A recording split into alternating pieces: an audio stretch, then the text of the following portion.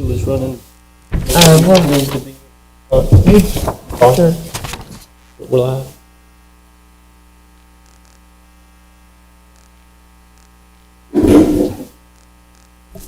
You ready, Liz? Can you hear me? Okay. It is 6 o'clock, and I'm calling the regular meeting of the Longview Board of Trustees to order. If you would please stand with me for the invocation pledge. All right, let's bow our heads tonight. Dear Heavenly Father, we gather tonight and we pray to you with some heavy hearts. We ask that you heal not just this country but this world. We need your guidance. We need your vision, your leadership. And, you know, it says in your great book that you made man in likeness of yourself. Not your black self, not your white self, not your red self, not your brown self, but in likeness of yourself. That means every man walking your great earth is godlike in you. You know, we don't have a superior race. We don't have an inferior race. We have one race, and that's the human race. May you give every man, woman, and child walking your great earth the vision, the ability to believe that, see that, practice that, and to preach that, and come together and serve each and every one of us walking.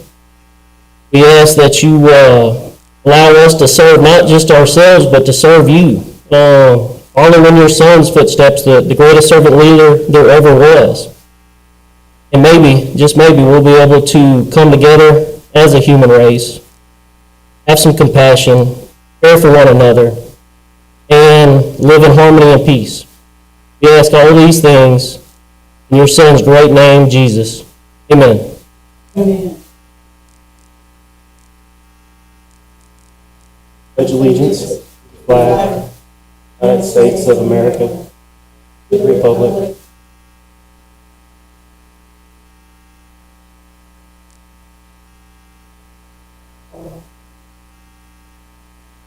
The Texas flag. Allegiance to thee. And indivisible.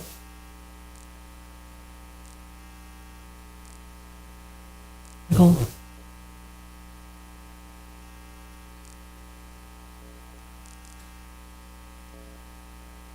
Wilcox. Thank you, Mr. President.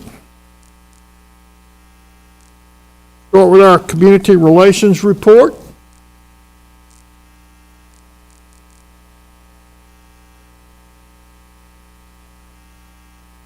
Good evening. Good evening. Can you hear me? All right. Blue. Thank you. It's easier to breathe in. I kind of grown fond of it. Okay, you've got your community relations report before you. I want to highlight a couple of things. Dr. Wilcox came to us a few weeks ago prior to these unique graduation ceremonies that we were going to have to consider, and asked us to reach out to some special alumni for video requests, and we were quite fortunate to have those available, and appreciate Dr. Wilcox and Liz coordinating those things and making sure we get those. Mayor Mack and Ray Wade, and the list goes on and on and on. So I'm glad they were able to put out those video tributes. We did a lot of coverage on commencement ceremonies over those couple of weeks, and the feedback has been outstanding. It was a remarkable many days, an emotional time for many, and the outcome was outstanding, and it was captured by the Community Relations Department and promoted quite well, and we continue to do so. So we were very pleased with the response from parents, family, community on how graduation went down under very difficult circumstances. We also continue to cover the coronavirus pandemic and putting out reports regularly and information regularly, and trying to keep people as up to date as possible with what's going on as it relates to school. We are also preparing for an annual survey. We expect to release that in the next week or so. And then the Longview Voice is continuing to publish. We are making some changes. We're expanding our reach. And you can find your analytics report in your board book report here on where our reach is making its way to. So we're busy. We're trying to get better. We're going to expand our coverage and our reach and continue to look for ways to improve and cover the good news of the school district. Are there any questions? Thank you. Ed? Thank you. Thank you. Joe, anything on facilities tonight? We have Dr. Wise is going, oh, I didn't see. Oh, okay, I didn't see you coming up. Dr. Wise? ETAA update. Good evening, and thank you for this opportunity. I'm here just to kind of share with you, just kind of give you an overview of some of the things that we have done to close out the school year and kind of go over the next steps. Just like with everyone else, we had to make adjustments because of COVID-19. But in order to bridge those gaps in the children learning and provide the supports to those families, ETAA started by creating a suggested daily schedule for our students in order for them to continue their learning at home. We felt we got a lot of positive feedback in that it was a schedule, 8:30, get up, eat breakfast, 9 o'clock is reading, so forth and so on. Our parents really did like that. That worked very well, particularly at the elementary level. When they got to middle school, what we found out from this virtual digital learning that we are now living in, we found that our older kids worked better when it was just virtual learning as opposed to virtual school when you go on a schedule, for many, many reasons. One being, I am the caretaker now, right? And so if you just tell me what I need to do, and then I'll get it done by that deadline. So we found out that worked better for middle school kids. But we wanted to make sure that our children, the gap didn't widen and we didn't lose all of the gains of all the hard work we had put into the children and their education. Of course, like with everyone else, we did the digital version. We provided packets, other educational resources, which were optional, and enrichment or extension resources to the parents, and those were optional. We did not want to overwhelm our parents. So our major focus was reading and math, and we integrated science and social studies into reading and math. We felt strongly that we had taught our children for 7 months before COVID hit, and our ELA, TEAS and SE has already been taught, had a few more math to do. So we wanted to make things as normal as possible for the students, but yet not overwhelm our families. And so we offered 2 sets of packets at each grade level. Our students were familiar with packets. I've been in this district nearly 14 years, and I've always sent home packets 4 times a year. So our students went home during spring break with a reading and math packet. So that gave us a little more time to adjust to get new packets out. And we sent those out, and the packets were cover 4 weeks of learning, teaching and learning. And the teachers taught during their Google Classroom and were able to communicate with the parents through Dojo.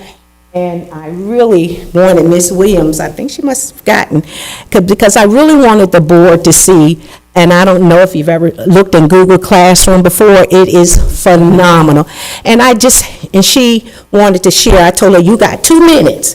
And so I was gonna yield some of my time to Ms. Williams and let her walk you through the Google Classroom. You would be amazed. They post their videos of the lessons, all of their handouts are in Google Classroom, and the kids just click there and get a video about the concept or skill that's being taught. Everything is right there. Their IB learner profiles, Everything is right there in that classroom. It is amazing. Our students were prepared because we were accustomed to using Google Classroom even before COVID-19 hit us. Also, in preparation and for COVID-19, we did wellness checks. As time went on, when students realized or found out, however they found out, that their work was not going to count against them, many of them fell by the wayside, particularly in the middle school. But, so we did wellness checks. Mr. McElroy and his team, we called over 500 parents to say, how are you? Everything okay? Little Johnny hasn't been in class for 3 days or so, so we did those wellness checks. We were able to get a lot of those students to re-engage them.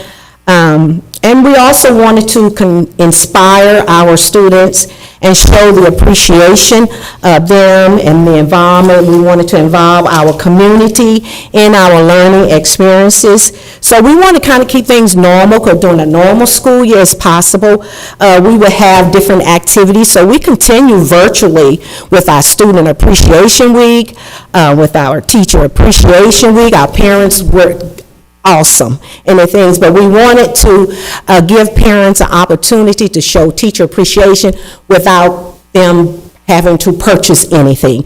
So we were creative and unique in that way. Our social media engagement, and I learned this from these millennials, what engagement meant. That means people who actually went and clicked on what you had posted, not necessarily are they your followers, but it went from having approximately 30 engagement to over 9,000 engagements. And so we're very proud of that, because we were constantly working, engaging the parents, putting things out there, communicating, because that was so essential, communicating what was happening that applied to them across LISD, within the network, from the commissioner, and just overall keeping them engaged. We ended the year with our end of the year assessment. TEA provided these end of the year assessments, and what I found out is from a lot of districts chose not to do that, or providers, because it was a very laborious to implement it. And if you're not familiar with packets and getting that out, I'm assuming they said, well, look, we made it that far, that well along. But we went forward with the TEA end of the year assessment.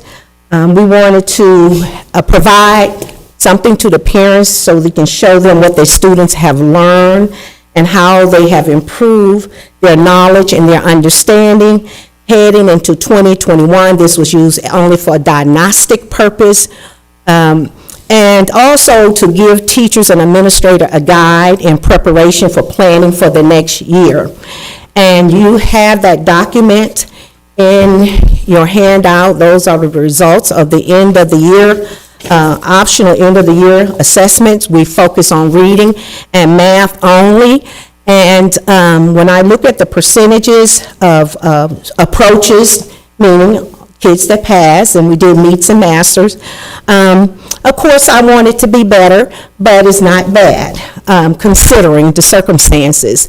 And what I found out when I did my research from looking at other districts, and I even look at some more affluent districts, and when teachers reporting only 15% of their students took the first test, and by the time they got to the second one, only 30%, then I stopped beating up on myself, because in many cases, we had like 62% of our students participated, and it was 50 and above across the board. And so you have to put everything in context, but of course, I wanted more kids. And that's a whole different report on why that is the case in many cases, and I guess many of us probably could come up with many, many reasons why. And lastly, IB, and I wanted to give you an update about IB. Each of our campuses, all 6 of them, we wanted to take the advantage of this time that teachers had, even though they were very busy in doing virtual schools. And I'm so, so proud of the teachers because they kept fighting. They stayed in touch with their parents. They log in. They were there for their students. And that's why it was important to have that Teacher Appreciation Week. They deserve every minute of it. And of course, we had hats off to our parents, because being a grandparents and having my granddaughter here with me, it was difficult to get her. You know, you got those kids that are self-motivated. Well, Kennedy is not like that, right? That's all I can say. And so, hats off to those parents who were able to keep their kids focused and keep them on task and fought with them and so forth and so on. But we also wanted to take this time that we had during this, this school closure, so to speak, to go ahead and let the teachers complete their lesson plans. So our teachers completed all of their lesson plans for the upcoming year. They did all of their POIs, that's programs of inquiry for IB, and their units. And so that way, when they go back next year, we don't know what the year is going to look like at this point. And so we wanted to get that out the way so they won't feel overwhelmed. They got this data. You're ahead of the game with your lesson plan, with your IB, UOIs and POIs, and that is basically how we ended the year. What kind of concerned me about IB was that I wasn't sure, and I know for the new campuses that are coming on board, but I'm never sure if the teacher quite understand the POIs and the UOI, how it fits. And I think that is where teachers begin to struggle. And so it was important to me that I gain a clear understanding, because if I don't internalize it and clearly understand how it all fits together, then they're never going to get it, right? And because I remember when I went to Forest Park, which was an IB campus, and they were still struggling, right? And we did all we could to get them to understand it's really not adding extra. A lot of this is what you're doing. So, but they had to get an understanding how it looked. And that's what I focus on.